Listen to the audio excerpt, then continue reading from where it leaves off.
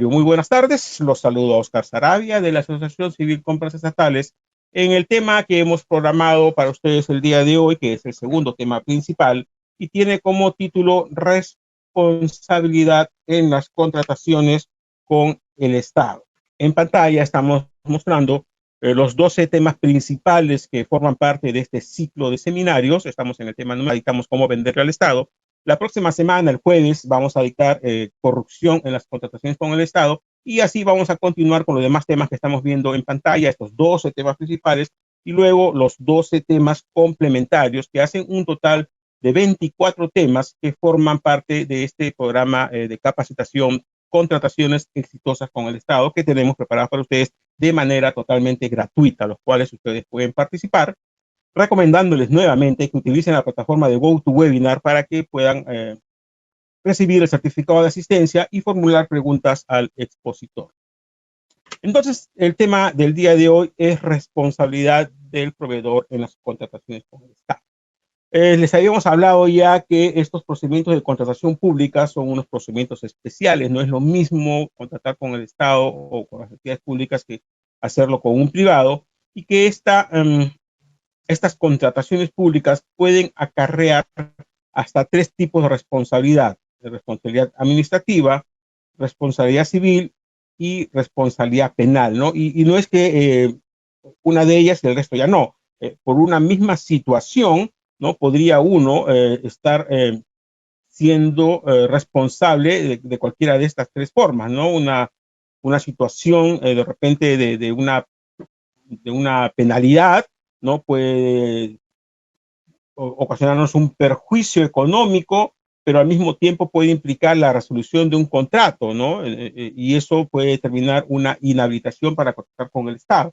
Entonces, estos pueden estar también todas presentes de repente en un mismo acto. Entonces, allí la importancia de conocer estos temas. Las responsabilidades administrativas son aquellas que están previstas en la ley, ¿no?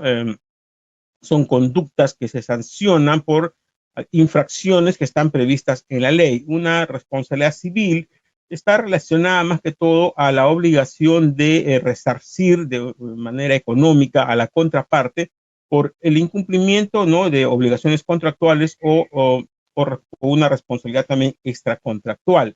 Y la responsabilidad penal está ligada pues a la comisión de algún delito, ¿no?, tipificado en nuestro Código Penal. Entonces, estos son los 3 tipos de responsabilidades que un proveedor podría enfrentar por su eventual participación en un proceso de contratación pública. Ahora, nosotros les habíamos dicho también ya en la semana pasada que la contratación pública se desarrolla en 3 fases: la fase de planeamiento y actos preparatorios, la fase de selección y la fase de ejecución del contrato, ¿no? Son las 3 fases de una contratación pública. La fase de selección es la que comúnmente conocemos como la licitación y luego de ahí que se ha hecho la licitación y la selección del proveedor, se suscribe el contrato y se ejecuta el contrato. Pero antes de esta fase de selección, ¿no?, hay unas actuaciones preparatorias, la planificación y actuaciones preparatorias. Y les menciono esto porque estas responsabilidades de las cuales vamos a hablar el día de hoy, ¿no?, se pueden presentar en cualquiera de estas fases, ¿no? O sea, no necesariamente en la fase de selección, ¿no?, un proveedor podría estar incurriendo en algún tipo de responsabilidad. Puede ser en la fase de actuaciones preparatorias o puede ser también en la ejecución del contrato, ¿no? Por ejemplo, si un proveedor solicita su inscripción en el RNP, en el Registro Nacional de Proveedores, ¿no?, que es antes del procedimiento de selección, y de repente presenta un documento que tiene información inexacta, ¿no? Entonces ya hay una presentación de información inexacta al OCE, ¿no?, que determina una infracción que puede ser sancionada por el Tribunal de Contrataciones del Estado, ¿no? Vamos a ver ahora, a continuación, la responsabilidad administrativa. Las infracciones administrativas, ¿no?, en el marco de las contrataciones públicas están previstas en el artículo 50 de la Ley de Contrataciones del Estado y son 14. Son 14 infracciones, ¿no?, que ha determinado el Estado, ¿no?, en esta ley, que ameritan, ¿no?, o pueden derivar en una sanción a un proveedor. ¿no? La primera de ellas es desistirse o retirar injustificadamente su oferta, que se sanciona con una multa. La segunda, incumplir injustificadamente con la obligación de perfeccionar el contrato o formalizar el acuerdo marco, igual con una multa. Contratar con el Estado estando impedido, como se sanciona con inhabilitación. Subcontratar prestaciones sin autorización de la entidad, multa. Incumplir la obligación de prestar el servicio a tiempo completo como residente o supervisor, multa. Ocasionar que la entidad resuelva el contrato, incluidos los acuerdos marcos, inhabilitación.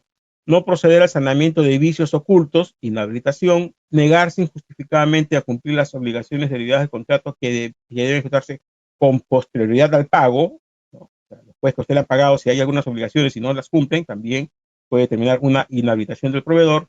Presentar informaciones, estas son las más graves, la I y la J, presentar información inexacta a las entidades, ¿no? Que se sanciona con inhabilitación. Y presentar documentos falsos o adulterados, también con inhabilitación, que es la más grave. El periodo de inhabilitación es el mayor. Suscribir contratos o acuerdos marcos sin contar con inscripción vigente en el RNP, multa. Perfeccionar el contrato luego de notificado en el se hace la suspensión, recomendación de nulidad, multa. Formular fichas técnicas o estudios técnicos con omisiones, deficiencias, la primera vez multa y luego inhabilitación si hay una reiterancia. Presentar cuestionamientos maliciosos o manifiestamente infundados al pliego de soluciones de consultas u observaciones, la primera vez igual multa, y si hay reiterancia, inhabilitación, ¿no? Entonces, estas, así, como ustedes van a tener las diapositivas para descargar, lo pueden revisar con detenimiento, ¿no? Por el poco tiempo que tenemos, yo se las paso a contar así de manera rápida, ¿no? O sea, ya vemos entonces que hay algunas infracciones, ¿no? Que se sancionan con multa, y esta multa puede ser entre el 5% del 5% hasta el 15% del monto de la oferta económica o del contrato, ¿no? O puede ser inhabilitación temporal de 3 a 36 meses, o puede ser inhabilitación definitiva cuando se acumulan más de dos sanciones que sumen más de 36 meses en los últimos 4 años. Las sanciones con multa, ¿no? Ya las hemos visto hace un instante, son las que tienen los literales A, B, D, E, ¿no? A es desistirse, por retirar injustificadamente la oferta, incumplir injustificadamente con su obligación de personal del contrato, ¿no? Ya las hemos dicho hace un instante. La inhabilitación temporal es mínimo de 3 hasta 36 meses, ¿no? Que es hasta la información inexacta, que es la I, y la J ya es presentación de documentos falsos. Acá la sanción ya es mayor porque es la infracción que se considera más grave.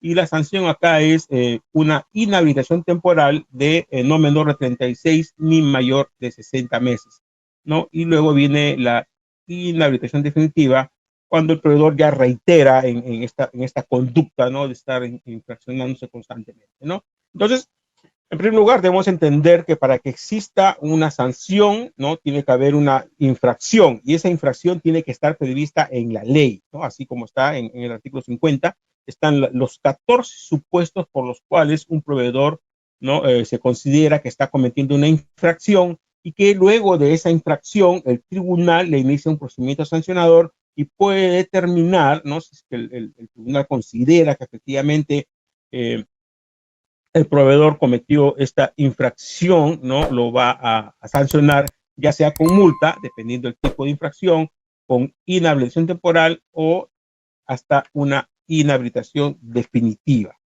¿no?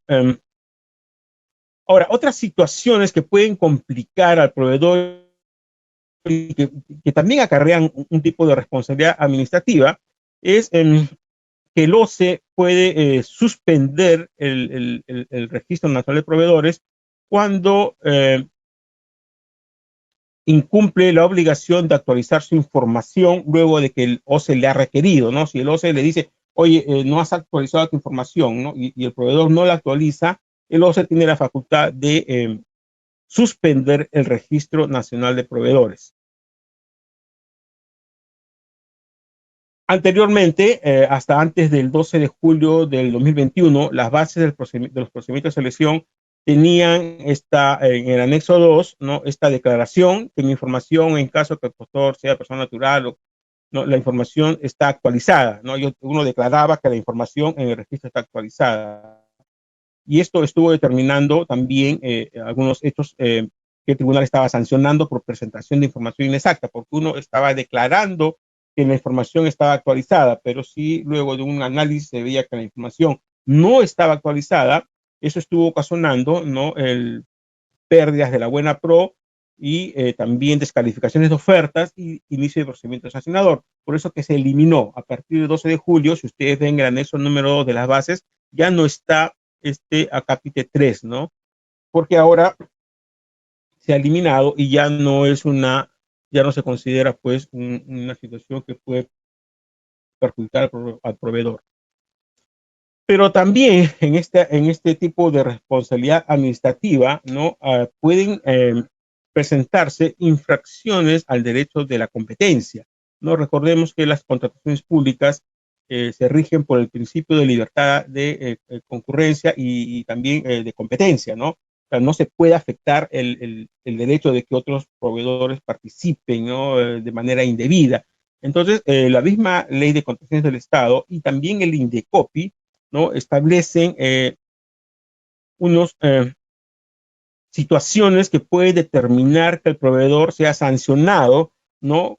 Por concertar en estas contrataciones públicas a través de acuerdos de precios, reparto de mercado o asociaciones colusorias. Esto se los digo porque también pues, es importante que podría ser una responsabilidad de tipo administrativa. Eh, Hay una guía que les estamos dejando allí que ustedes las pueden descargar para que las revisen ya con detenimiento. Es la guía para combatir la concertación en las contrataciones públicas que la elaboró Indecopi en el año 2018, por las cuales ya ha identificado este tipo de prácticas, ¿no? Por ejemplo, en las actuaciones preparatorias, cuando se presentan respuestas conjuntas, cuando se piden las cotizaciones para el estudio de mercado, que son exactamente iguales, ¿no? Se solicita cotizaciones para el estudio de mercado y se presentan, pues, un mismo proveedor presenta con diferentes razones sociales, ¿no? Y eso ya está identificado. O que se registran participantes que no son usuales, que no son del rubro, o hay ausencia inesperada de participantes, o sea, se ponen de acuerdo y nadie presenta oferta, o también que presentan consultas exactamente iguales, ¿no? Lo cual también hay un caso que nos han informado que está viendo Indecopi, de unos proveedores que se ponían de acuerdo y presentaban las mismas consultas y observaciones en los procesos, ¿no? O sea, para manipular el proceso y obtener un resultado favorable para alguno de ellos, ¿no? Eh, Luego también desistimientos o descalificaciones inesperadas, ofertas económicas o técnicas idénticas con un mismo patrón, ofertas reiteradamente perdedoras o descalificadas, ¿no? O sea, se presentan tres proveedores y qué casualidad que dos siempre se descalifican y uno es el que gana, ¿no? O subidas repentinas o inusuales de precios, reducciones repetidas o inusuales de precios, ¿no? O sea, ofertas que siguen el mismo patrón. O sea, son estas situaciones que están en esta guía que les estamos diciendo nosotros que la revisen, ¿no? Ya están identificadas por el Indecopi, ¿no? Y son hechos que si alguien los denuncia al Indecopi, Indecopi va a sancionar a estos proveedores. Después de la adjudicación de la buena pro, el ganador subcontrata con sus ex competidores o el ganador no firma contrato, ¿no? Para que firme el contrato el segundo. Otras señales dice contactos o reuniones sospechosas entre competidores, referencias o acuerdos entre oferentes, instrumentos o recursos compartidos entre competidores, ¿no? Por ejemplo, el que se denunció que varios proveedores usaban siempre a los mismos profesionales, ¿no? En obras, ¿no? Se iban rotando los profesionales, compartían esa información, ¿no? Son los únicos que tenían acceso a esos profesionales. Y eso, no, repito, ya Indecopi lo tiene identificado a través de esta guía y han habido, por ejemplo, ya algunas sanciones. Se confirma la sanción a los centros de hemodiálisis por haber pactado precios. Se confirma una sanción al Colegio de Ingenieros por incurrir en prácticas anticompetitivas. A las empresas de gas también que se habían puesto de acuerdo, ¿no? En los precios, concertando precios del gas. Ya, para que vean pues que son situaciones que pueden complicar a un proveedor si es que no está actuando de la manera debida, ¿no? Y además, para que ustedes tengan conocimiento, el Indecopi tiene un programa de recompensas, ¿no? A través del cual una persona que denuncia algunos de estos actos colusorios indebidos, ¿no? Esa persona puede recibir una recompensa de hasta 400,000 soles si es que se detecta que efectivamente, ¿no? Hay alguna situación irregular que va a determinar en una sanción al proveedor con una multa, ¿no? Y les decía yo que esto está previsto en la Ley de Contrataciones del Estado, en el artículo 14, nos habla de la protección y promoción de la competencia y prevención del delito, ¿no? Acá se señala que el Indecopi es el ente encargado que tiene que controlar esto y que es el que sanciona, eso no lo ve el Tribunal de Contrataciones del Estado, lo ve Indecopi, ¿no? Y las entidades públicas y los proveedores están en la obligación de informar si es que hay alguna situación de esta al Indecopi para que sea revisada y de ser el caso sancione a los proveedores que están participando en estas prácticas indebidas, ¿no? Muy bien, entonces hasta allí con el tema de la responsabilidad administrativa, ¿no? Entonces hemos visto de que hay tres grandes situaciones que debemos tener en cuenta. Primero, las infracciones del artículo 50, que son 14, con las sanciones que pueden ser multa, inhabilitación temporal o inhabilitación definitiva. Luego, el OCE, que puede suspender el registro, ¿no? Tengo ahí una complicación porque el OCE me suspende mi registro si es que yo no informo de los cambios de la información legal o la información financiera. Y la tercera situación que nos puede complicar en la vía administrativa, ¿no? Son estas infracciones por prácticas anticompetitivas que las ve el Indecopi, ¿no? Entonces ahora vamos a pasar a las responsabilidades de tipo civil. Recuerden que también estos temas van a ser ampliados en otros seminarios, ¿no? Por ejemplo, hay un seminario que es procedimientos sancionadores. Entonces, allí vamos a abundar más respecto a las infracciones y a las sanciones, ¿no? Cómo se lleva a cabo un procedimiento sancionador, cuánto demora, ¿no? Cómo uno se puede defender, todo eso lo vamos a ver en otros seminarios, ¿ok?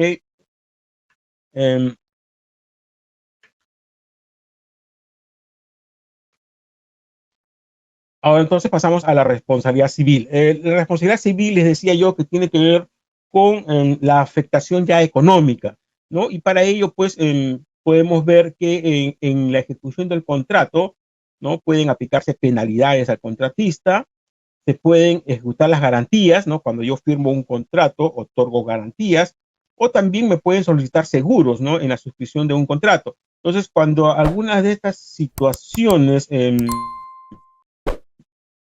determinan pues que me apliquen una penalidad o que me ejecuten una garantía o que se tenga que hacer uso de un seguro, ¿no? Ya están afectando el resultado económico del contratista. Cuando un proveedor se presenta a un procedimiento de selección, ¿no? Se hace una estimación de la utilidad, ¿no? Yo calculo que acá voy a ganar pues el 10%, el 15%, pero si se presentan algunas de estas situaciones de penalidades, garantías o seguros, ¿no? O ya pueden afectar ese resultado que el contratista esperaba en su margen de utilidad, ¿no? Y lo que es penalidades, puede haber penalidades por mora, otras penalidades, que es el 10% máximo cada una, o sea, en penalidades pueden haber hasta 20%, y estas penalidades deben estar previstas en las bases y en el contrato. Garantías, tenemos garantía de cumplimiento, garantía por prestaciones accesorias y también las garantías por adelantos. Y en los que es seguros, en algunos casos, no siempre, ¿no? Nos pueden solicitar seguros de responsabilidad civil, deshonestidad, daños y perjuicios, complementarios del trabajo, vida y de accidentes personales, ¿no? O sea, ¿qué pasaría, por ejemplo, si hay una afectación a un seguro, ¿no? Hay un robo o un trabajador de mi empresa de repente actuó indebidamente y ocasionó un daño a la entidad, ¿no? Y tiene que afectar un seguro. Entonces, eso evidentemente la compañía de seguros pues va a ver la forma como cobrarlo, ¿no? Con las primas. Entonces, eso va a hacer pues de que la utilidad que esperaba un proveedor no disminuya, o que me aplique, imagínense que me apliquen la penalidad pues del 10%, ¿no? De mora. yo pensaba ganar 15%, si me aplican 10% de demora ya perdí el 10%, ¿no? Y hay situaciones más graves, ¿no? Porque, por ejemplo, la normativa señala que si a uno le aplican la penalidad límite, que es el 10%, la entidad puede resolver el contrato. Entonces, miren, me aplican penalidad del 10%, ahí perdí 10% de la utilidad. Luego me resuelven el contrato por acumulación de la máxima penalidad. Y si resuelven el contrato, ¿no? La entidad puede ejecutar la garantía de fiel cumplimiento. O sea, pierdo la garantía de fiel cumplimiento, que es otro 10%. Y además, ¿no? Notifican al Tribunal de Contrataciones del Estado por haber ocasionado la resolución del contrato de manera injustificada. Y el tribunal, ¿no? Me puede inhabilitar. O sea, puede haber un perjuicio del 10% de la penalidad máxima, el 10% de cumplimiento y aparte que el proveedor sea inhabilitado, ¿no? O sea, por eso la gravedad de estas situaciones que nosotros venimos a advertirles, para que ustedes tengan conocimiento, ¿no? Que contratar con el Estado implica responsabilidad. Por eso que cuando uno se va a presentar a un procedimiento de selección tiene que hacerlo bien, revisar bien las bases, tener seguro qué documentos tengo que presentar, tener seguro cómo voy a ejecutar la prestación, todo eso, ¿no? Para evitar alguna de estas situaciones, ¿no? De penalidades, garantías, seguros, o de repente una infracción por dejar que se resuelva el contrato de manera injustificada, ¿no? Eh, o no sanear los vicios ocultos después de que el contrato ha vencido, ¿no? O sea, o presentar de repente un documento con información inexacta o falsa, ¿no? Ya son situaciones que nos están complicando la situación, ya sea en la vía administrativa o en la vía civil, ¿no? Como es lo que estábamos mencionando ahorita. Las penalidades, les decía yo que la demora, hay dos, la penalidad por mora, que es por retrasos injustificados, y otras penalidades que tienen que estar previstas en las bases del procedimiento de selección, las cuales tienen que ser objetivas, razonables, congruentes y proporcionales con el objeto de la contratación, ¿no? Y les decía yo que estos dos tipos de penalidades pueden ser aplicadas hasta máximo 10%. Y ojo, no es 10% de las dos, sino 10% cada una. O sea, a mí me pueden aplicar máximo 10% de demora y aparte 10% por otras penalidades. Entonces, si me aplican las dos, ya tengo 20% de penalidades. Yo creo que nadie se imagina ganar 20%, ¿no? O sea, acá ya sería pérdida. Y aparte, si me ejecutan la garantía de fiel cumplimiento, que es otro 10%, ya sería 30%. O sea, ya en ese contrato estoy perdiendo plata, ¿no? Respecto a las garantías, ¿no? Las garantías se ejecutan cuando el contratista no las renueva, cuando hay incumplimiento del contrato o resolución del contrato, ¿no? Y las garantías de adelantos cuando el contrato está resuelto o se declara nulo y no se amortiza o no se paga los saldos del adelanto otorgado, ¿no? O sea, son las causales que están previstas en el artículo 155.1 del reglamento, ¿no? Está normado, todo está normado, de en qué casos procede que una garantía que uno ha presentado al momento de suscribir el contrato puede ser ejecutada, lo cual va a determinar, repito, ¿no? Una pérdida para el contratista, ¿no?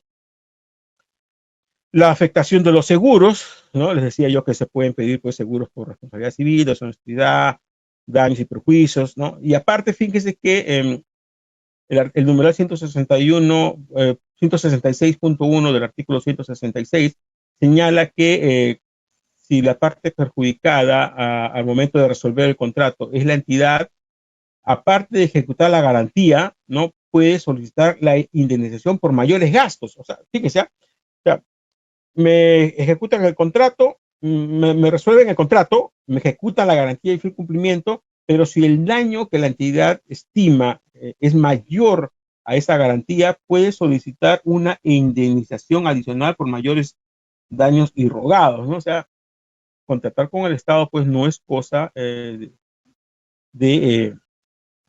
así tomarlo a la ligera, ¿no? Hay que tener muy en cuenta todas estas situaciones que se pueden presentar, ¿no? Que eventualmente pues pueden determinar que un contrato no sea ventajoso para un proveedor. La normativa en contrataciones públicas también establece la responsabilidad por vicios ocultos.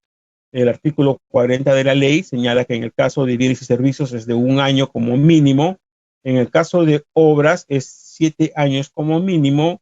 En el caso de consultoría, elaboración de expedientes técnicos es 3 años como mínimo. Y en el caso de supervisión de obras es 7 años como mínimo la responsabilidad por vicios ocultos. Un vicio oculto, por ejemplo, es cuando un contratista entrega una carretera, ¿no? Y debajo de esa carretera había que poner de repente, pues, eh, redes de agua, ¿no? No se ven las redes de agua, se vio la carretera y la entidad recibió, y luego esas redes de agua pues resulta que pues, tenían material o tuberías que no eran los correctos, ¿no? Como está tapado, ¿no? Se recibió así nomás y luego ya eh, salta eso, revienta, y entonces eso se puede considerar un vicio oculto, ¿no? Que no se reseccionó la obra y no había forma de cómo verificar una parte de la obra y se tuvo que recibir así nomás, pero luego eso puede ocasionar un perjuicio a la entidad, ¿no? Entonces eso es un vicio oculto, ¿no? Algo que no se detecta porque no es posible detectarlo al momento en que se recibe la prestación, ¿no? Ya sea la obra, bienes o servicios, ¿no? Entonces también hay ese tipo de responsabilidad. Y finalmente, la tercera responsabilidad, ¿no? Y la más grave de todas es la responsabilidad penal, ¿no? Y lamentablemente, pues hemos visto y estamos viendo muchas situaciones de estas en nuestro país, en el campo de las contrataciones públicas, que está ligado un poco al tema que viene la próxima semana, ¿no? Que es corrupción en las contrataciones del Estado, ¿no? Ahí vamos a hablar más de este tema. Hoy día vamos a hablarlo así de una manera un poco ya más rápida, pero acá tenemos que tener en cuenta que en la ley de contrataciones del Estado se incluyó este principio de integridad que no estaba previsto anteriormente, no estaba así tratado, pero no estaba como un principio, ¿no? El cual señala pues de que las actuaciones de los proveedores y de la entidad tienen que regirse por una actuación de manera íntegra, ¿no? O sea, alejado de todo aquello que tenga que ver pues con actos reñidos contra la ley o contra la corrupción, ¿no? O sea, los participantes deben actuar con honestidad y veracidad, ¿no? Es un principio que está en la ley y también se regula en el reglamento, en el numeral 138.4 del artículo 138 del reglamento. O sea, está previsto. Además, si ustedes revisan las bases del procedimiento de selección al cual se van a presentar, ¿no? En la segunda hoja, ¿no? Hay una nota que habla del deber de colaboración, ¿no? O sea, si yo me presento a un procedimiento de selección, estoy presentando una alegación jurada donde digo que me someto a las bases, ¿no? Entonces, si yo digo que me someto a las bases, quiere decir que he leído este deber de colaboración y me someto a este deber de colaboración, ¿no? Que señala que la entidad y todo proveedor se somete a las bases, ¿no? Y está obligado a prestar su colaboración ante el OCE, a la Secretaría Técnica de la Comisión de Defensa de Libre Competencia del INDECOPI, en todo momento, ¿no? A fin de comunicar presuntos casos de fraude, colusión y corrupción por parte de los funcionarios y servidores de la entidad, así como los proveedores. O sea, que si yo estoy participando en un proceso y detecto que hay un grupo de proveedores, por ejemplo, que están actuando de manera indebida contra alguna situación que afecta la competencia, ¿no? Yo estoy en la obligación de denunciar esos hechos, ¿no? De igual manera, dice, se debe poner en conocimiento del OCE y del INDECOPI índice de conductas anticompetitivas. La entidad y todo proveedor se somete a las bases, debe de facilitar el acceso a la información referida a las contrataciones del Estado que sea requerida, ¿no? O sea, si usted, el OCE o el INDECOPI le piden información, usted tiene que presentarla porque usted se está comprometiendo a aceptar este deber de colaboración, ¿no? Pues, ya una vez en el seminario, cómo analizar las bases de un procedimiento de selección, ya les hemos hecho esa referencia y cuando lo dictemos, ¿no? De que es importante analizar estas partes de la base que a veces uno las pasa así de alto, ¿no? Pero es importante conocer que existe esto, ¿no? O sea, si yo me presento a un procedimiento de selección, estoy aceptando, ¿no? Ese deber de colaborar con el OCE y con el INDECOPI en estas situaciones, pues, que son contrarias a la ley, ¿no? Aparte, eh, para combatir estos actos indebidos, ¿no? En todos los contratos, en la proforma de contratos que usted ve en las bases del procedimiento de selección, ¿no? Hay una cláusula anticorrupción, ¿no? Es la 15ª cláusula denominada anticorrupción, ¿no? Que dice: el contratista declara y garantiza no haber directa o indirectamente, o tratándose de una persona jurídica a través de sus socios, integrantes, apoderados, etcétera, etcétera, haber ofrecido, negociado o efectuado cualquier pago o en general cualquier beneficio o incentivo ilegal en relación al contrato. Asimismo, el contratista se obliga a conducirse en todo momento, ¿no? Con probidad, honestidad, veracidad e integridad, y no cometer actos ilegales o de corrupción de manera directa o indirecta. Además, el contratista se compromete a comunicar a las autoridades competentes de manera directa y oportuna cualquier acto o conducta ilícita o corrupta, adoptar medidas técnicas, organizativas y o de personal apropiadas para evitar los. Entonces, si hay esta cláusula en el contrato y un proveedor suscribe este contrato, ¿no? Ya esta es una obligación contractual que podría determinar que si yo la incumplo, si yo incumplo esta cláusula que estoy aceptando y que estoy firmando, no puede ser causal de resolución del contrato, ¿no? O sea, si yo asumo una obligación como contratista y no cumplo con mis obligaciones contractuales, ¿no? Eso puede determinar en algún momento una resolución del contrato como mínimo, ¿no? Aparte de otro tipo de sanciones. Y también nuestra normativa prevé que un contrato sea declarado nulo, y señala en el artículo 44, en el numeral 44.3, que luego de suscritos los contratos se puede declarar nulo un contrato cuando por sentencia consentida, ejecutoriada o reconocimiento del contratista ante la competente nacional o extranjera se evidencie que durante el procedimiento de selección o para el procedimiento del contrato él o sus socios, accionistas, etcétera, etcétera, ¿no? Han pagado, recibido, ofrecido, intentado pagar o recibir algún pago, beneficio indebido, dávida o comisión. Esta nulidad, o sea, esto va a determinar la nulidad del contrato, ¿no? Es sin perjuicio de la responsabilidad penal y civil a que hubiera lugar, ¿no? O sea, acá no, hay una causal de que el contrato se declare nulo. Aparte, hay responsabilidad penal y civil. Y cuando un contrato se declara nulo, ¿no? Esto se lo hemos mencionado ya en alguna oportunidad, la entidad no está en la obligación de efectuar pago alguno al contratista, porque si un contrato se declara nulo, es inexistente. Entonces, póngase que usted firmó un contrato el día de hoy y de acá a 3 meses la entidad detecta que ha habido una actuación irregular que va a determinar la nulidad de ese contrato. Y usted trabajó 3 meses y la entidad no le pagó, pues hubo retrasos, no le pudo pagar, no sé. Y usted ha trabajado 3 meses. Si se declara nulo, no quiere decir que ese contrato que usted firmó el día de hoy no, no tiene validez. Es inexistente. La nulidad determina la inexistencia de un acto jurídico, en este caso, ¿no? Del contrato. Entonces, si no hay contrato, no hay forma de que la entidad tenga de manera formal que asumir los pagos por las prestaciones que usted haya ejecutado. Usted lo que va a tener que hacer para poder solicitar que la entidad le pague lo que usted ha ejecutado, ya va a tener que ser en la vía judicial, ¿no? Por un requisimiento sin causa. Pero la entidad no está en la obligación de hacer los pagos porque no hay contrato, ¿no? Y eso ocurre mucho, así que tenga cuidado, ¿no? Cuando se declara nulo un contrato, ¿no? El proveedor puede verse impedido, ¿no? De cobrar por las prestaciones que hubiera ejecutado. Así que cuidado con esa situación de la nulidad del contrato que ocasiona graves, ¿no? Ahora, también la normativa establece que un contrato puede ser resuelto por el incumplimiento de obligaciones que están establecidas, ¿no? En el contrato o en las bases del procedimiento de selección. Y en ese caso, la entidad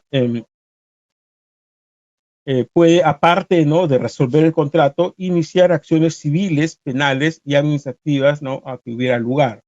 ¿no? Y si se incumple, por ejemplo, esta cláusula que les decía yo de anticorrupción, ¿no? La entidad puede resolver el contrato, ¿no? Resuelve el contrato, eso determina, una resolución del contrato determina la ejecución de la fianza de fiel cumplimiento, aparte determina que se informa al Tribunal de Contrataciones del Estado para el inicio del procedimiento sancionador por haber ocasionado que la entidad resuelva el contrato de manera injustificada, sin perjuicio de las acciones civiles y penales que eso podría ocasionar, ¿no? Así que la cosa no es pues para tomarla en juego, ¿no?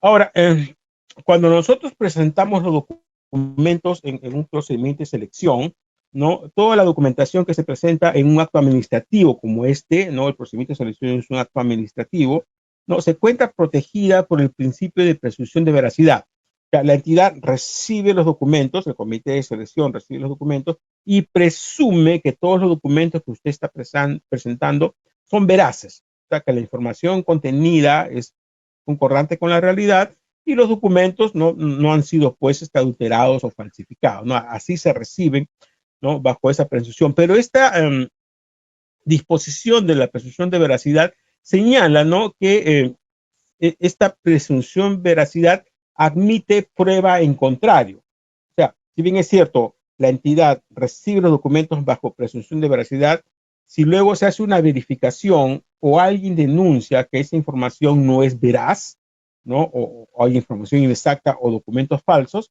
¿no? Eso va a determinar que se haya quebrado el principio de presunción de veracidad y el principio de integridad, ¿no? Que el acto sea nulo, ¿no? Que declare nulo el otorgamiento de la buena pro o nulo el contrato, y que además se inicie un procedimiento administrativo sancionador, ¿no?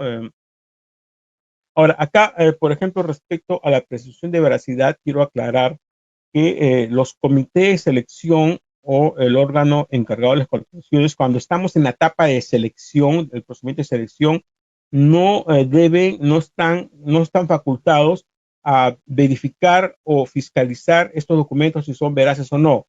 No, el comité de selección y el órgano encargado de las contrataciones, cuando están en la fase de selección, reciben los documentos, ¿no? Verifican que se cumpla pues con lo que señalan las bases respecto a la admisión, evaluación y calificación de ofertas, pero no hace verificación alguna si es que son veraces o no.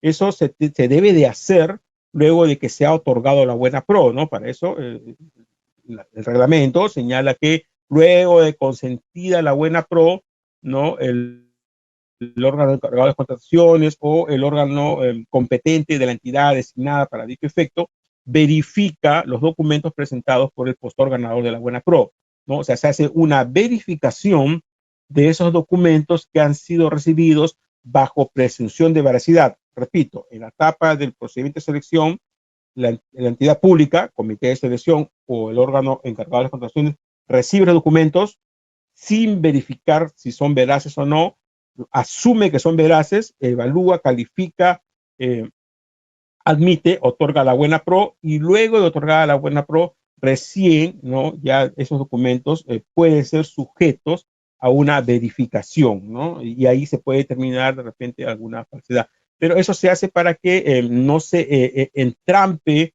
el procedimiento de selección, ¿no? Porque si no el comité de selección tendrá que estar verificando pues esos documentos y va a demorar el otorgamiento de la buena pro, ¿no? Eso está acá en el artículo 64, numeral 64.6.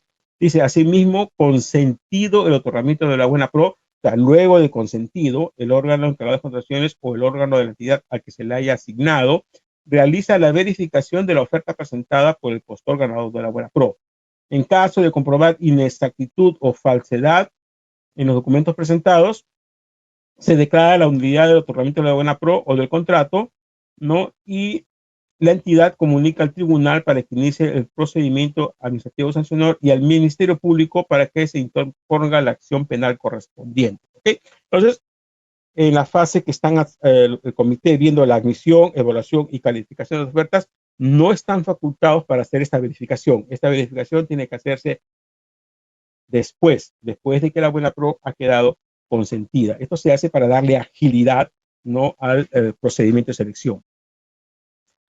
Ahora, respecto a esta responsabilidad penal, ¿no? Los delitos más comunes eh, que están relacionados con actos de corrupción en las contrataciones del Estado pueden ser colusión, cohecho, tráfico de influencias, lavado de activos, delito contra la función jurisdiccional o delito contra la fe pública, ¿no? Un proveedor del Estado puede participar en lo que es colusión, en lo que es cohecho, cuando soborna a alguien, eh, lavado de activos, delito contra la función jurisdiccional, que está relacionado a falsa declaración, o delito contra la fe pública es cuando se falsifica un documento, ¿no?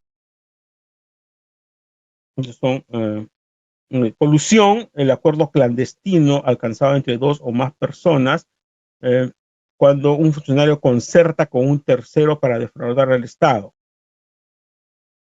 La agravada es la simple y la agravada cuando ocurre el delito, ¿no? O sea, cuando concerta, pero no necesariamente eh, hubo un daño patrimonial, ¿no? O sea, se intentó hacer, pero no se logró, ¿no? Pero ya hubo una concertación.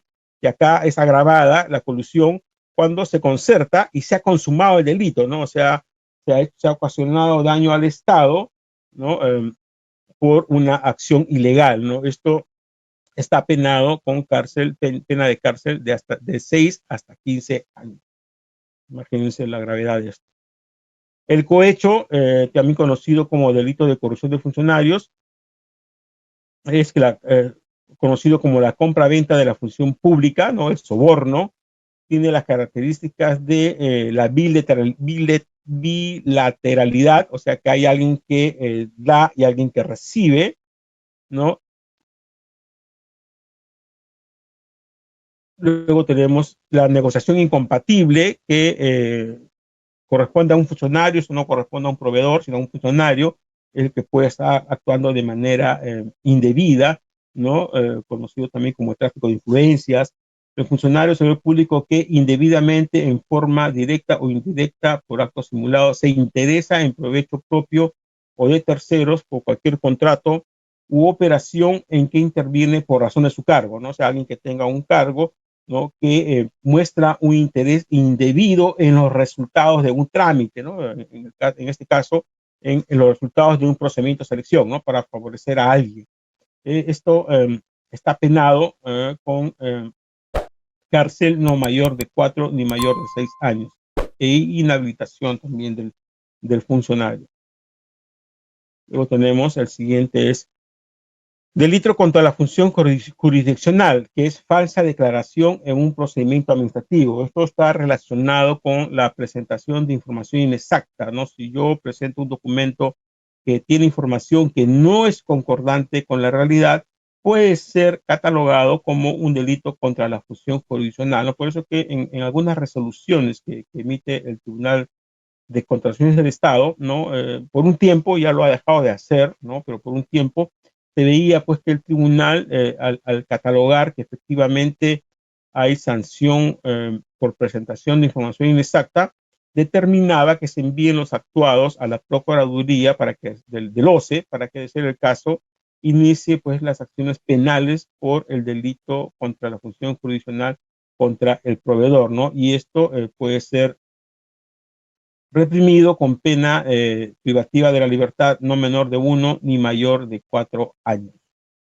Y otro de los delitos en los cuales puede incurrir un proveedor es el delito contra la fe pública, ¿no? Que lamentablemente tenemos que decir que estos dos últimos, presentación de información exacta o documentos falsos, son los que más se ventilan en el Tribunal de Contrataciones del Estado, ¿no? Si uno hace un análisis de las resoluciones que emite el tribunal, casi el 80% de los casos que está resolviendo el tribunal son procedimientos sancionadores, y hay muy pocos casos que está viendo respecto a recursos de apelación. La mayoría de expedientes que tiene el Tribunal de Contrataciones del Estado son por procedimientos sancionadores, ¿no? Y también de esa cantidad de procedimientos sancionadores, la mayor cantidad son por presentación de información inexacta o documentos falsos, lo cual nos está dando a entender que hay proveedores, ¿no? O que no son diligentes al momento de presentar sus documentos sus ofertas o que están actuando deliberadamente de manera indebida, ¿no? Con el fin de poder hacerse de la buena pro, ¿no? Presentan documentos que no tienen información concordante con la realidad o adulterando documentos, ¿no? Por ejemplo, eh, le piden un certificado de trabajo, ¿no? Y adulteran, ¿no? Tienen un certificado de trabajo de repente dice que ha trabajado por un año, pero lo cambian a 2 años, ¿no? O sea, modifican un documento y eso es falsificación, eso es un delito contra la fe pública, ¿no? Y esto se castiga con pena privativa de la libertad no menor de 2 ni mayor de 10 años y con 30 a 90 días multas si se trata de un documento público, ¿no? Entonces, tengamos cuidado con eso. Ahora, puede suceder, pues, que se ha visto casos, ¿no? De que a veces el gerente no está al tanto de lo que puede haber sucedido, ¿no? Y un trabajador del proveedor es el que ha hecho este cambio de documentos o esta adulteración de documentos, ¿no? Y eso perjudica a la empresa porque cuando el tribunal revisa estos casos, no sanciona al trabajador de la empresa, va a sancionar a la empresa, porque se supone que el proveedor presenta una declaración jurada donde señala que se hace responsable por los documentos de su oferta, los cuales se supone que él ha verificado. Por eso que siempre hemos recomendado, ¿no? Que cuando vamos a presentar un documento en nuestra oferta, tiene que ser verificado. Yo no puedo recibir, por ejemplo, un certificado de trabajo, ¿no? Y presentarlo en mi oferta si no lo he verificado primero. Si ahí me da un profesional que yo tengo que presentar en mi oferta, un certificado de trabajo, por lo menos lo que tengo que hacer es llamar a esa empresa si efectivamente esa persona trabajó ahí, o si no, pedirle pues sus boletas de pago, ¿no? Sus comprobantes de haber cobrado, etcétera, etcétera. Alguna forma de verificar que esos documentos son concordantes con la realidad, ¿no? Hay empresas que hacen esa verificación también, ¿no? Y las grandes empresas pues tienen contratadas, ¿no? Empresas especializadas que hacen esa verificación, porque eso pues les va a evitar, ¿no? Que de una manera que de repente pues sin darse cuenta presenten en sus ofertas un documento que no es concordante con la realidad, ¿no? En un caso, por ejemplo, de un ex cliente nuestro, ¿no? Al momento de presentar las valorizaciones por las prestaciones que le estaba dando a la entidad, ¿no? En su sistema, porque ellos tienen un sistema informático, su sistema tuvo un problema de un virus o algo similar, ¿no? Y tenía que cargar unos coeficientes para determinar las cantidades que se iban a facturar, ¿no? Y ese coeficiente fue alterado sin intención del proveedor, ¿no? Hubo una alteración en sus sistemas informáticos y en lugar de ponerle un coeficiente pues, de 0.5, el coeficiente era 0.8, lo que estaba determinando que en las valorizaciones que presentaba este proveedor, ¿no? Se estaba señalando que se habían hecho mayores prestaciones a las reales. La entidad, como también pues a veces no actúan los funcionarios de manera un poco rápida, ¿no? Para salir del paso, no verificaron bien, ¿no? Un mes, 2 meses, 3 meses, y así se estuvieron presentando valorizaciones, facturas con cantidades mayores a las reales, ¿no? Se pagaron, y luego de 6 meses que vino una verificación, una auditoría, ¿no? Se contrató en la entidad pública una auditoría, se detectó que se había estado presentando, ¿no? Valorizaciones que eran mayor a las reales. Entonces, eso trajo en primer lugar, pues, que el proveedor tuvo que hacer una devolución por los montos cobrados indebidamente, pero aparte la entidad notificó al Tribunal de Contrataciones del Estado por presentación de información inexacta, ¿no? Porque efectivamente, pues, se estaba presentando, ¿no? Valorizaciones mayores a las reales, a lo que se estaba ejecutando, ¿no? Y el tribunal sancionó a esta empresa, la inhabilitó, me parece que fueron como 16 o 18 meses que lo sancionaron, porque era de gravedad máxima, pues, ¿no? O sea, no era, pues, un un documento como para obtener la buena pro, por decirlo, ¿no? Sino era un documento que estaba ocasionando que la entidad pague mayores montos, ¿no? Por más que el proveedor ya había devuelto los montos cobrados indebidamente, ¿no? El tribunal decidió sancionarlo, ¿no? Por eso hay que tener cuidado con esto. Ahora, a partir del año 2016, se promulgó la ley 3424, en la cual señala también que las personas jurídicas, ¿no? También pueden ser sujetas a alguna acción, algún tipo de sanción, ¿no? Si bien es cierto, un delito, yo no puedo agarrar a una empresa y meterla a la cárcel, ¿no? A quien se va a meter a la cárcel va a ser el gerente de la empresa, ¿no? O a los trabajadores que tienen la responsabilidad ya que se va a determinar pues a través del Poder Judicial, de la Fiscalía, ¿no? Pero una empresa, repito, no se puede meter a la cárcel, ¿no? Entonces, a través de esta ley, se estableció que la persona jurídica que participa en estos delitos de corrupción pueden ser también sancionados, ¿no? Con algún tipo de sanciones ya, pero son de tipo administrativa, como clausura de sus locales, disolución o liquidación de la sociedad, suspensión de las actividades de la sociedad, prohibición de la sociedad, fundación, ¿no? A seguir ejerciendo las actividades en un futuro, o una multa no menor de 5 ni mayor de 500 unidades impositivas tributarias. ¿Se dan cuenta? O sea,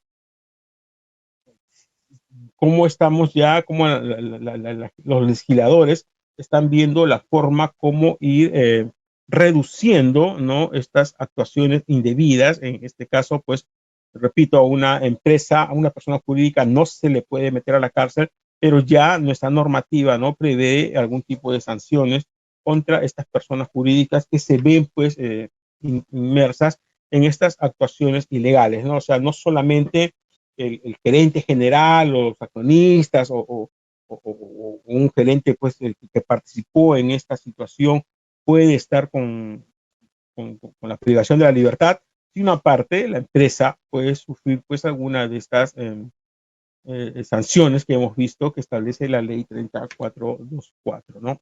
Que está vigente desde el año 2016.